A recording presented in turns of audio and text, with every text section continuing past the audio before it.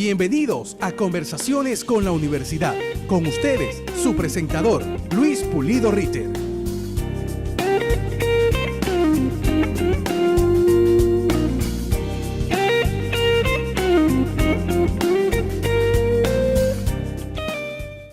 Buenos días.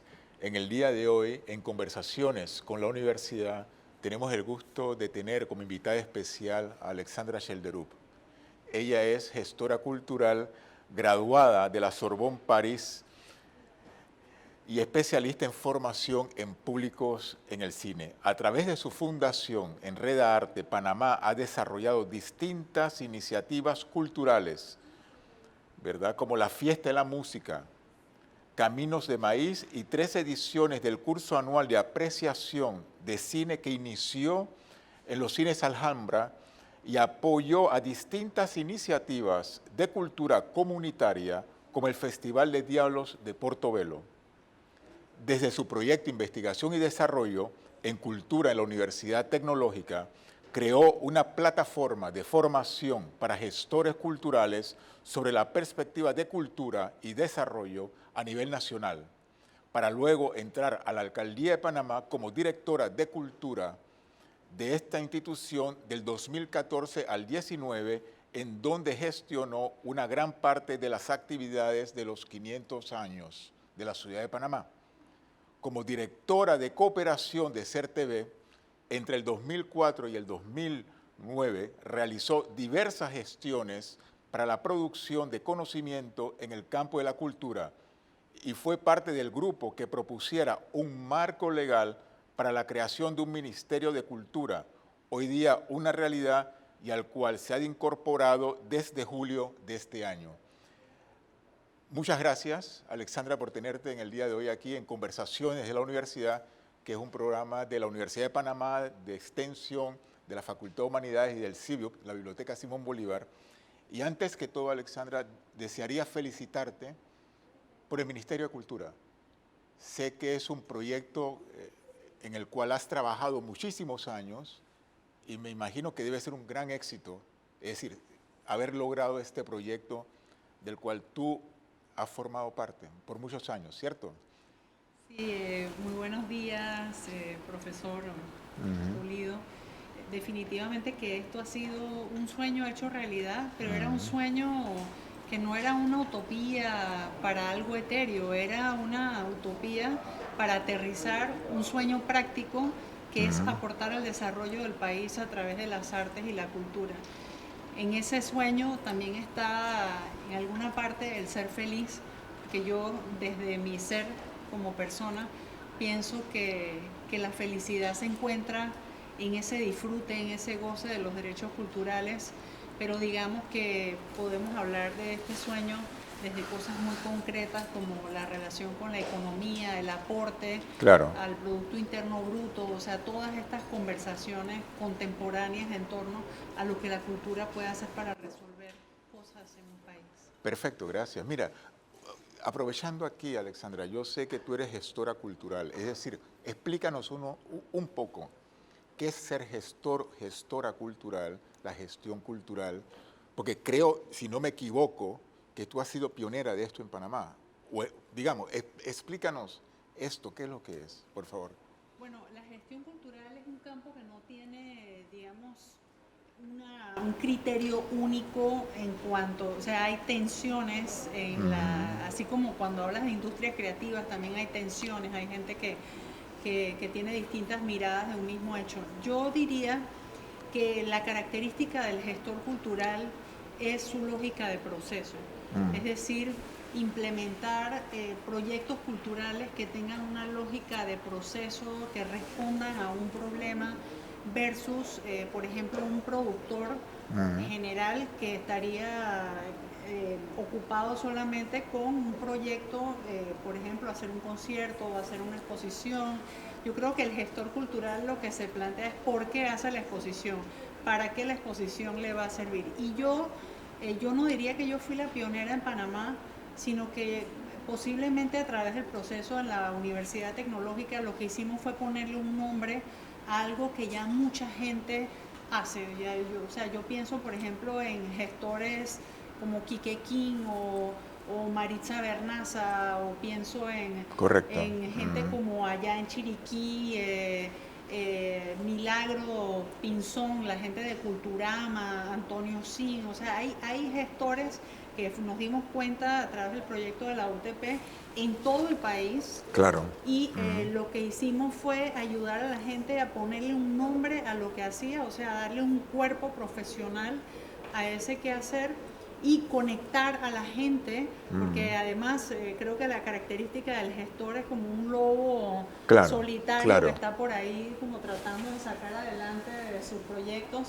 Y lo que hicimos fue también conectar una red de gestores, de gente que está haciendo cosas, y esperamos que ahora con el Ministerio de Cultura podamos hacerlo con muchísimo más fuerza. Es como una práctica que se venía realizando y que con ustedes entonces hubo un nombre, un sello. Sí. Bien, esa relación, es decir, Ministerio de Cultura, gestión, estuviste en la alcaldía también, tu experiencia práctica, es decir, ¿qué tan fácil o qué tan difícil tiene un gestor cultural considerando todas las trabas burocráticas, administrativas? Una cosa es lo que quiera hacer Alexandra y su equipo, otra cosa son los ritmos burocráticos administrativos. A ver, me imagino que has sudado mucho en ese aspecto tú.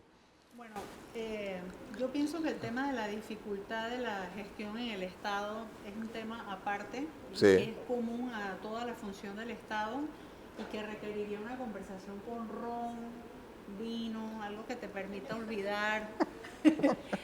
Pero yo quisiera acotar el ejercicio que hicimos con el alcalde Blandón en la alcaldía como justamente un ejemplo de política cultural intencionada para resolver problemas de la ciudad. Okay. Y el primer problema es que en 100 talleres comunitarios que había hecho el alcalde Blandón para preparar su programa de gobierno, yendo a las comunidades, la gente no pedía nada que tuviera que ver con cultura. Es decir, hablaban de seguridad, hablaban de basura, de vez en cuando salía un tema deportivo y tal, pero el tema cultural no aparecía. Entonces, allí fue el primer reto de decir, bueno, tú no puedes desear algo que no imaginas. Claro. Entonces nosotros, desde una lógica de derechos culturales, que es básicamente, lo podríamos resumir en el derecho al ser, a todas las identidades, a cómo tú te relacionas con el mundo, si eres mujer, si eres católica, o si eres lesbiana, o si eres las tres anteriores, o eres músico, o sea, lo que te identifica, el rapero, por ejemplo, que tiene una identidad de rapero, del hip hop. Claro, claro. Tener derecho a ejercer eso, el derecho a expresarse, es decir, desde donde yo me quiera expresar, entonces ese sería el segundo verbo, expresarse. Claro. Y el derecho a enterarse. Entonces, ¿qué es lo que está pasando en las ciencias? ¿Qué es lo que está pasando en las TIC?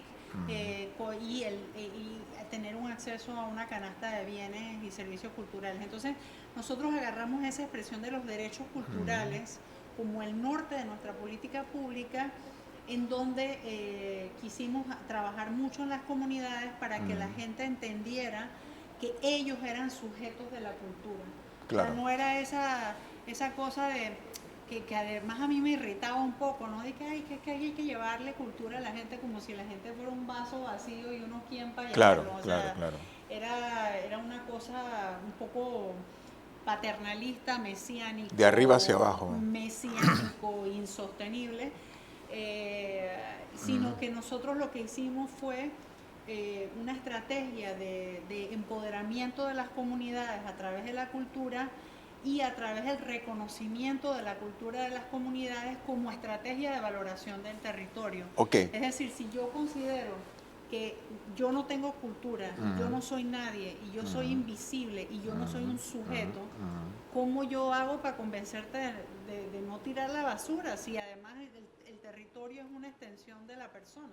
Correcto, en ese punto coincidimos, es decir, cultura es todo, ¿verdad? Cultura es todo. Entonces, ok, pero te quiero hacer esta pregunta, porque últimamente yo diría a partir de los finales de los 90, principios de los 2000, ha habido un discurso que se ha impuesto, no que se ha impuesto, pero que se reconoce un poco, de justificarnos la cultura por el PIB, el Producto Interno Bruto.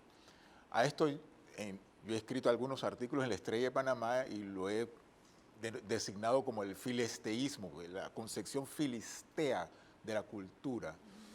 Porque la cultura tiene su valor en sí mismo, es decir, no es necesario recurrir a la cuestión económica, que si es decir, se puede comprender lógicamente, pero aquí hay un problemita que yo creo que es necesario analizar. No sé cómo tú ves eso, ¿no? Bueno, yo creo que ahí ha habido como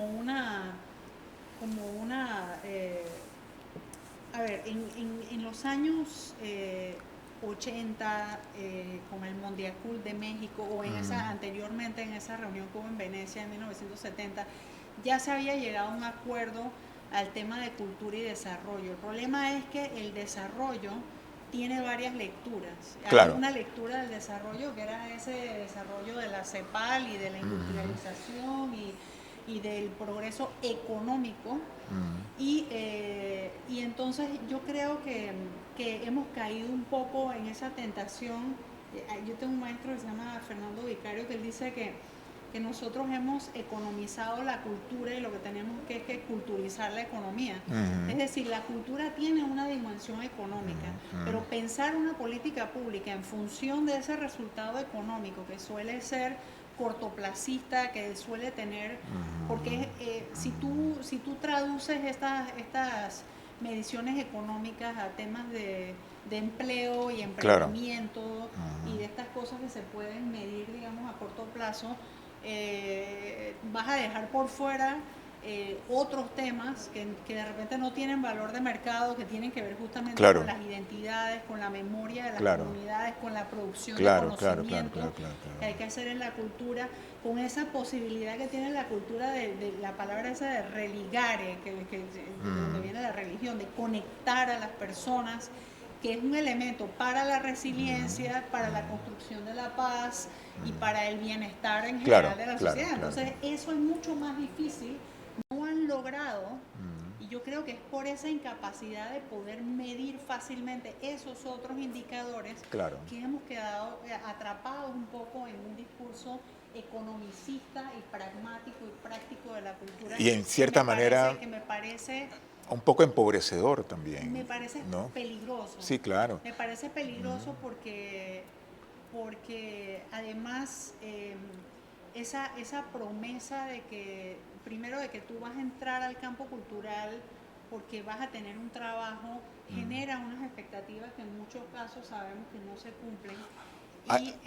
Y lo otro es que los emprendimientos culturales, su promedio de supervivencia es aún más bajo que el de los otros emprendimientos de otras áreas. Claro, claro. Entonces ahí el riesgo es que, y de hecho quería también citar, perdóname Luis, que me quieres preguntar otra cosa, pero Lluís Bonet en Barcelona, que ha estado hablando años sobre este tema de la relación entre economía y cultura, te está diciendo que ya las mediciones te dicen que los que no se están beneficiando de eso son los creadores, justamente, que es la materia prima. Entonces él lo que dice, y yo te lo digo en la alcaldía, yo pagaba $5,000 por una tarima con sus luces, con sus sonidos y no sé qué, y no le podía pagar a muchos grupos más de $500. Entonces el que realmente se benefició es el que estaba dándonos servicios para temas que estaban vinculados a la cultura. Entonces, claro, yo creo que hay que discutirlo mucho.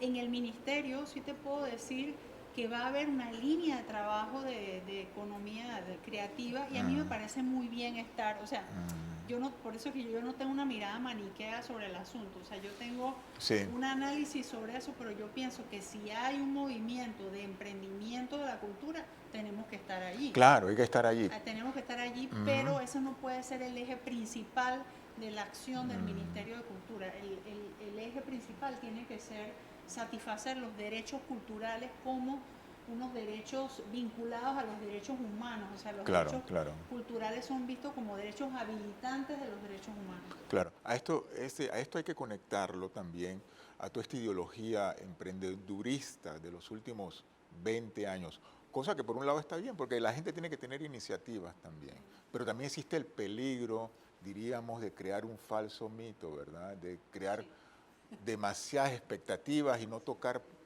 suelo. Y yo pienso que esta cuestión de vamos a desarrollar, es decir, toda esta cuestión de la economía naranja, que tiene mucho que ver en nuestra época, el neoliberalismo, que tiene mucho que ver también con toda la literatura de autoayuda, son fenómenos paralelos, ¿verdad? Sí. Es decir, hay cosas que yo creo que hay que analizar, que hay que discutir, hay cosas que posiblemente un gestor cultural no lo vea porque está en el día a día. No, sí lo vemos, sí lo ¿Sí lo ven? Eso es importante y que entra ya en otro terreno la discusión. En el ministerio. Sí, exactamente. Pero yo pienso que ahí el tema más grave de la cultura del emprendimiento es que le traslada el fracaso al individuo. Claro. Yo creo que ese es el peor riesgo. O sea, te vamos a dar todas las clases, todos los talleres para que seas un emprendedor. Y yo me pongo yo de ejemplo. Yo nunca he sabido hacer ni un real. O sea, yo soy la reina del autobol. O sea, yo no sé hacer dinero. Y aunque me dieran 25 cursos de emprendimiento, no sabría hacer dinero. Yo no sé hacer eso. Entonces, pero ¿qué pasa? Te dieron el curso, te dijeron que ibas a triunfar, pero también te dieron un librito que se llama los archivos del fracaso, Claro. porque también te preparan psicológicamente que puedes fracasar y que posiblemente fracases 10 veces Claro. antes de que te salga bien el tema. Claro. Y entonces, al final, eso le impide a la gente poder hacer como un análisis colectivo de la situación del mercado, de qué respuestas tiene el mercado para las personas y que hay unas lógicas de toda esta cosa que se conoce como el precariato. Claro. O sea que como el conductor del Uber, que es un emprendedor, pero ya se dieron cuenta que mucha gente que maneja Uber en los Estados Unidos tenía que dormir en su carro porque lo que ganaba no le alcanzaba para pagar un alquiler. Claro, pero claro. él se está explotando a él mismo. Claro, por claro, ende, claro, él claro. mismo no se va a hacer una huelga. Claro. No, y estamos viendo desde la década del 90, ¿no? Desde lo que se llama la autoexplotación, es decir, rampante y vulgar. Bien, aquí terminamos la primera parte, Alexandra, y danos 5 minutos de pausa. Ok. Bienvenidos al canal de YouTube de la Dirección de Tecnología Educativa. Aquí podrás encontrar una serie de recursos didácticos y tecnológicos que te ayudarán en el proceso de enseñanza-aprendizaje. Podrás encontrar congresos, foros, talleres, recursos audiovisuales en general, documentación de investigaciones, programas radiales y televisivos. Te invitamos a que te suscribas a nuestro canal y puedas estar permanentemente informado de cada una de las innovaciones que estamos trabajando para ti. Suscríbete.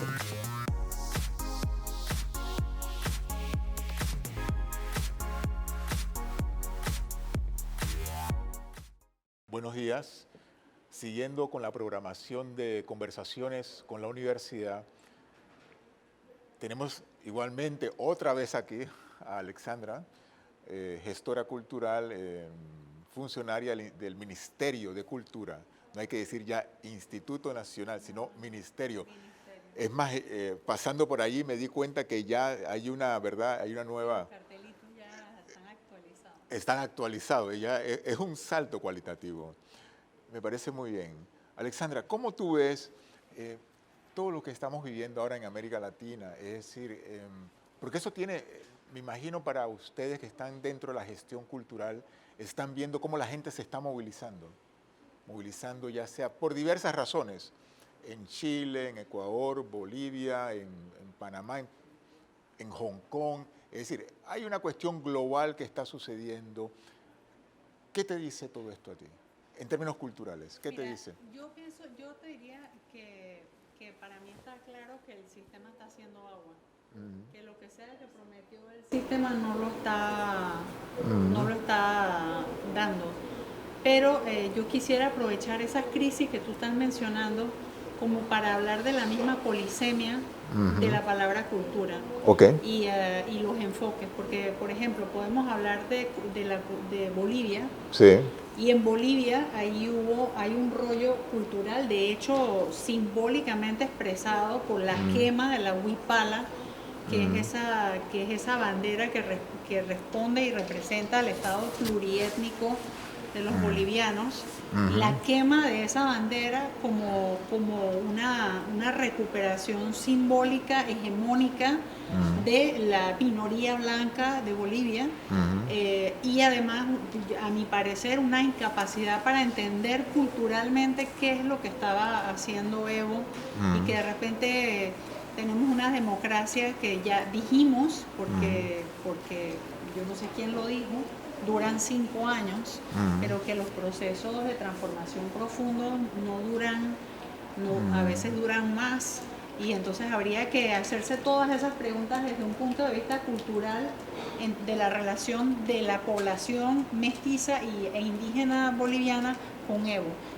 Esa pregunta no nos la hemos hecho porque lo estamos viendo con nuestro eurocentrismo característico y sencillamente estamos haciendo un atajo de él se quiere perpetuar en el poder, punto. Okay. O sea, ahí hay una mirada cultural.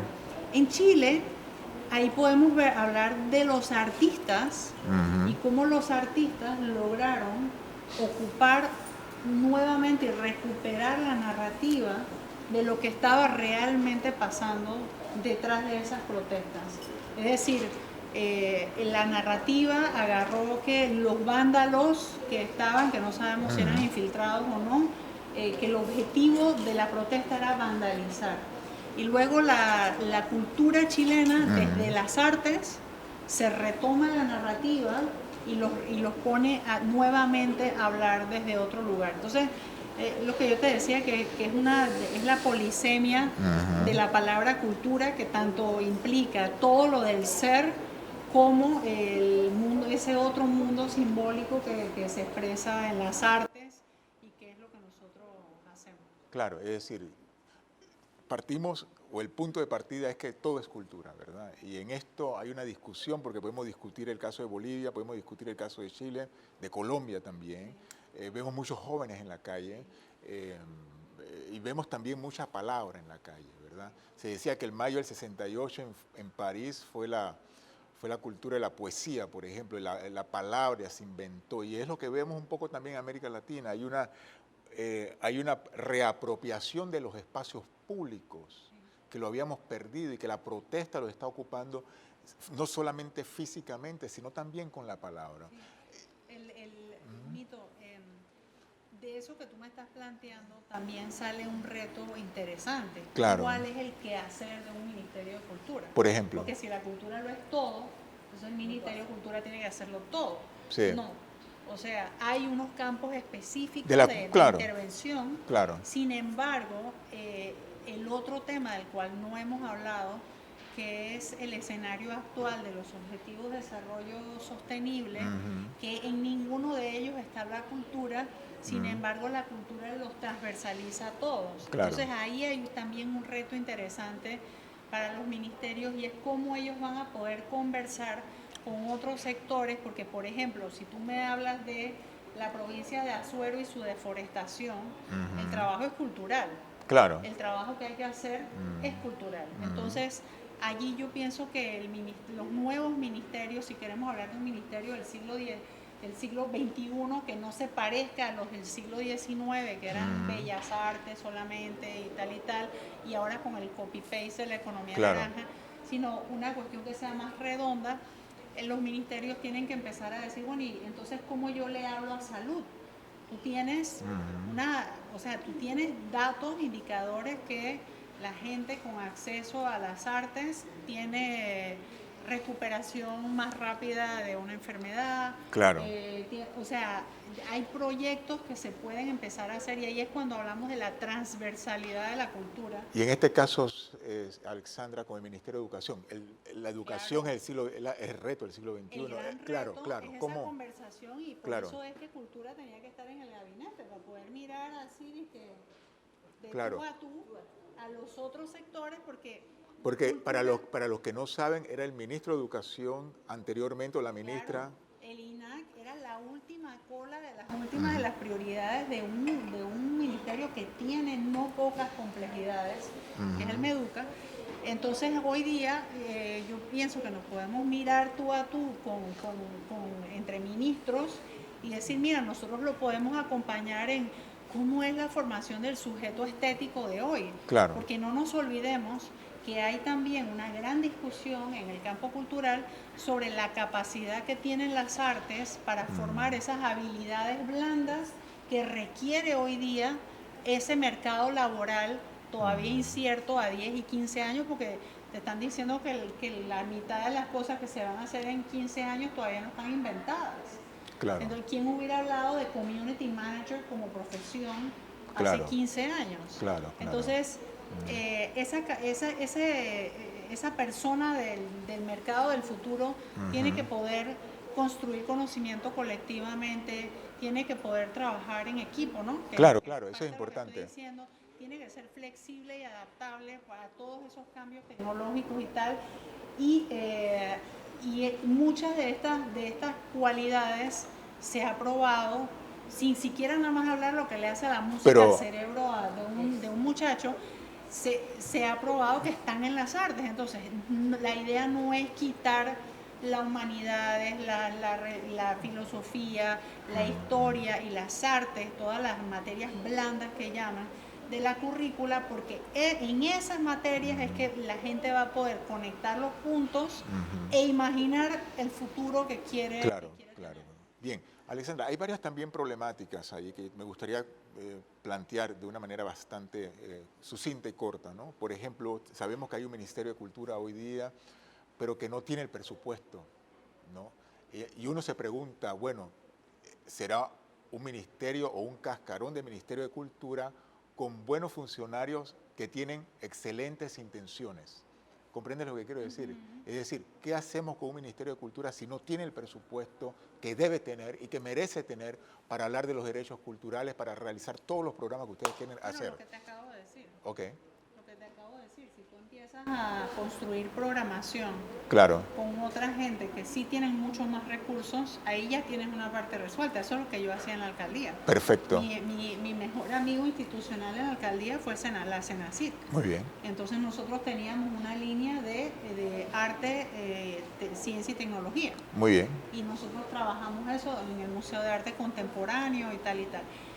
Con el Ministerio de Educación también, nosotros desarrollamos el programa Puntos de Cultura con el Ministerio de Educación, en donde ellos pagaban lo que enseñaban los tutores, los maestros de Puntos de Cultura. En el caso de África en América, correcto, que ese es otro ejemplo de un proyecto que fue intencionado para responder a un problema que era el de la falta de representación afro en la pregunta que habían hecho en el censo pasado. Entonces era generar un proyecto que ayudara a preparar los imaginarios de la gente para lograr decir sí, yo soy afrodescendiente, pero en ese África en América, como estaba concebido desde eso, desde la respuesta a un problema, que nosotros tuvimos el apoyo del BID, tuvimos el apoyo del BID, el apoyo de Banesco, de otras instituciones. Entonces, ahí está la respuesta. Eso no significa que el ministerio no necesite dinero. Pero que en estos momentos, en su primer año, las cuentas del Estado estaban mucho más complicadas de lo que se esperaba y que en este primer año vamos a tener que trabajar con mucha creatividad y menos recursos, pero ya que poco a poco vamos en ese proceso. Una pregunta, Alexandra, tú como gestora cultural que ya tienes esa larga experiencia en la alcaldía y en otros lugares, ¿qué significa, por ejemplo, haber trabajado tantos años en este proyecto de crear un Ministerio de Cultura, de tener un Ministerio de Cultura, de proyectar un Ministerio de Cultura hacia el futuro?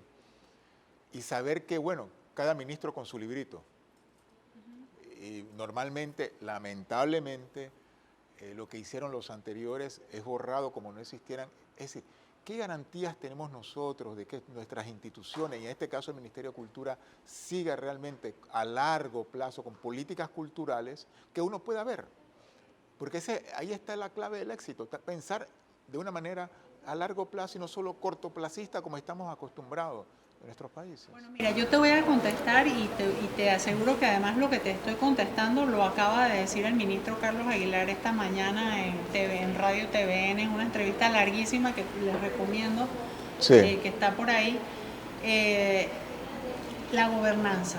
Es decir, la construcción de gobernanza, la construcción de un plan nacional de cultura a 10 o 20 años colegiado, la creación de fondos concursables que además incluyan preparar a la sociedad civil y a los municipios que también tienen que sumarse a todo esto para que puedan participar. Si tú haces un buen trabajo de empoderamiento de los actores involucrados, las políticas se deberían poder sostener, o es lo que más podemos hacer para que eso suceda. Claro. Porque definitivamente, hoy está justamente Fernando Martínez hoy preguntaba, bueno, y si viene un mamarracho, y bueno, si tú tienes por ejemplo, en la parte de economía creativa, nosotros estamos trabajando mediante un consejo de la economía creativa que está conformado por sectores artísticos, por Ciudad del Saber, por otras instituciones del gobierno, de ATP, AMPIME, etcétera, etcétera, y lo que se va a construir es algo que va a tener un marco normativo consensuado entre diversos actores. Yo creo que es la única respuesta posible. Y lo que podemos ver en países vecinos, como en Colombia, que es el que más he seguido de cerca, digamos, a nivel de los gobiernos locales y tal, que han pasado alcaldes y han pasado ministros y no han podido desmontar los programas que estaban construidos desde gobiernos anteriores porque había una masa crítica que estaba defendiendo esos programas y hubiera sido políticamente costoso para ellos eliminarlos. Bien, es decir, yo creo que aquí hemos llegado al término de conversaciones con la universidad y nuevamente quiero agradecerte a Alexandra Shelderub por darnos el honor de estar en la Universidad de Panamá, en la Facultad de Humanidades, en la Biblioteca Simón Bolívar, en el programa. Es que ese es otro actor muy importante de todo este proceso. Claro. La academia tiene que estar presente. Claro. Muchas gracias, Alexandra.